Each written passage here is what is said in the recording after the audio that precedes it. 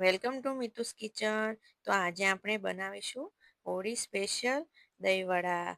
તે આપણે ઈનો કે સોડા વગર બનાવીને તૈયાર કરીશું. તો પણ તે એકદમ સોફ્ટ અને જાળીદાર બનીને તૈયાર થશે. તો ચાલો જોઈ લઈએ તેની રેસીપી.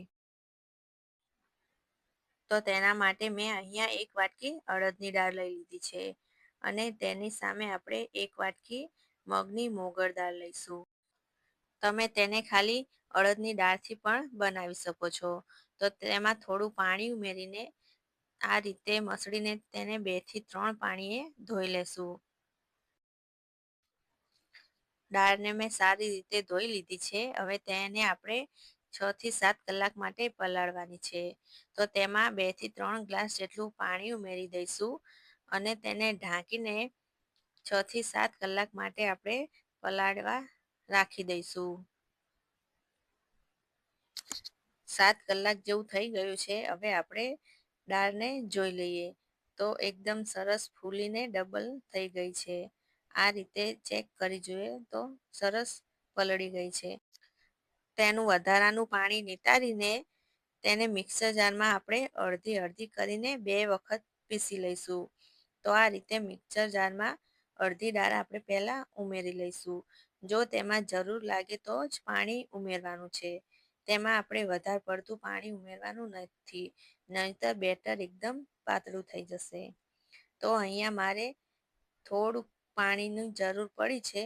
તો મેં 2 ચમચી જેટલું પાણી ઉમેરીને આ રીતનું એકદમ સ્મૂથ બેટર તૈયાર કરી લીધું છે. તો બેટરને આપણે એક વાસણમાં લઈ લઈશું અને એ જ રીતથી બીજી દાળને પણ પીસી લઈશું અને આ રીતનું એક સ્મૂથ બેટર તૈયાર કરી લઈશું.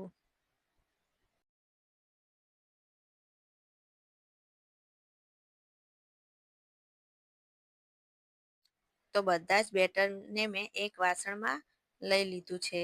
હવે તેમાં આપણે થોડાક મસાલા કરીશું. તેમાં 1 ચમચી જેટલું મીઠું ઉમેરીશું, 1 ચમચી જીરું ઉમેરીશું અને 1 ચમચી ટીચેલા મરચાં ઉમેરી દઈશું અને મિક્સ કરીને આપણે તેને 5 થી 7 મિનિટ જેટલું ફેંટી લઈશું. આ એક જ દિશામાં આપણે તેને ફેંટવાનું છે. તો આ રીતે ફેંટવાથી તેમાં હવા ભરાશે અને આપણા વડા એકદમ સોફ્ટ તૈયાર થશે. તો આ રીતે આપણે તેને 5 થી 7 મિનિટ જેટલું ફેંટી લેશું. તો જોઈ શકો છો એકદમ સરસ આપણું બેટર તૈયાર થઈ ગયું છે અને તેનો કલર પણ ચેન્જ થઈ ગયો છે.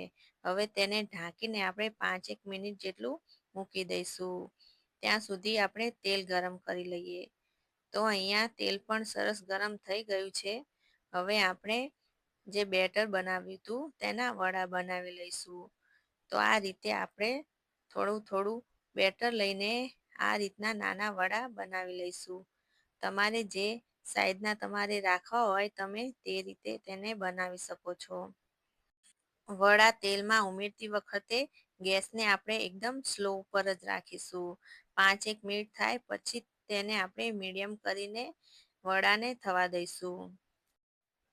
જો તેલ થોડું ગરમ હશે પહેલાં તો વડા આપણા ઉપરથી તો થઈ જશે પણ અંદરથી કાચા રહી જશે.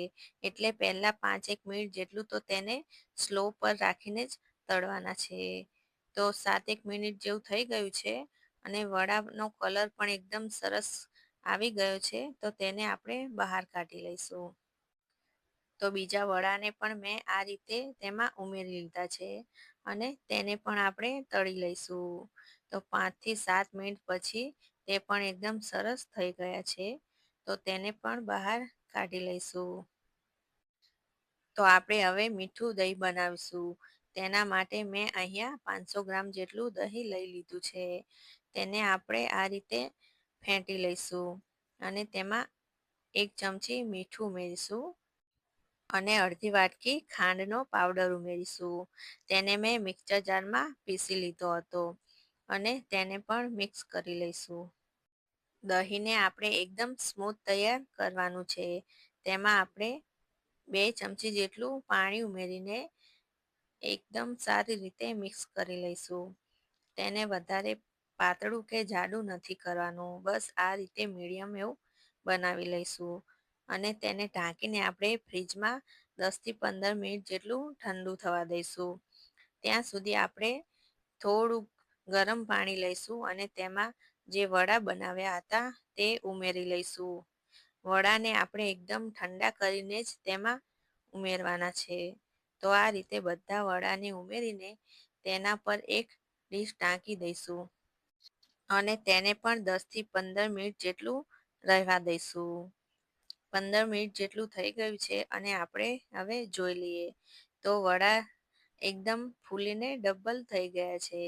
તો હવે તેનું જે વધારાનું પાણી છે તે હલકા હાથે આપણે નિતારી લઈશું. બસ આ જ રીતે આપણે તેને હલકા હાથે નિતારીશું.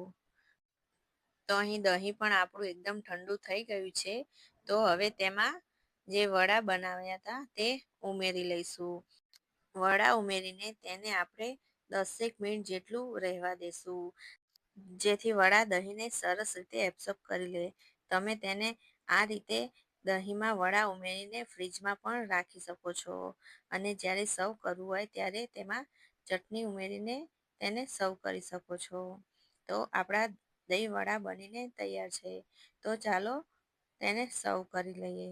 તો આપણે આ રીતે તેને પ્લેટમાં કાઢી લઈશું અને ઉપરથી દહીં ઉમેરવાનું છે. આપણે દહીં થોડું વધારે જ તેમાં ઉમેરીશું. પછી ઉપરથી લીલા ધાણા અને ફુદીનાની ચટણી ઉમેરીશું. તે એકદમ તીખી અને ચટપટી છે. પછી તેમાં ખાટી અને મીઠી એકદમ એવી ખજૂર અને આંબલીની ચટણી પણ ઉમેરી લઈશું. બંને ચટણી તમે તમારા સ્વાદ પ્રમાણે તેમાં ઓછી કે વધારે નાખી શકો છો. પછી તેમાં શેકેલા જીરાનો પાવડર ઉમેરી લઈશું. પછી ચાટ મસાલો ઉમેરીશું અને લીલા ધાણા ઉમેરીને દાડમ પણ ઉમેરી લઈશું. તો આપણા દહીં વડા એકદમ તૈયાર છે.